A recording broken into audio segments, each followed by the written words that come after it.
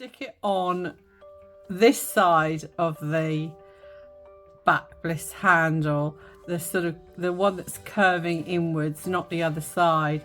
So again, you just put the pad back in there, click it into place, just a bit of a click there, oops,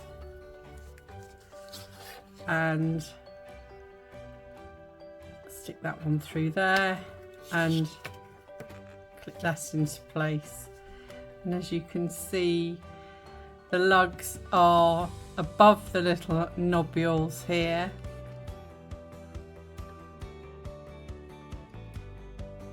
It's quite secure, not going to come away when you've got your lotion on it and you're rubbing it against your back.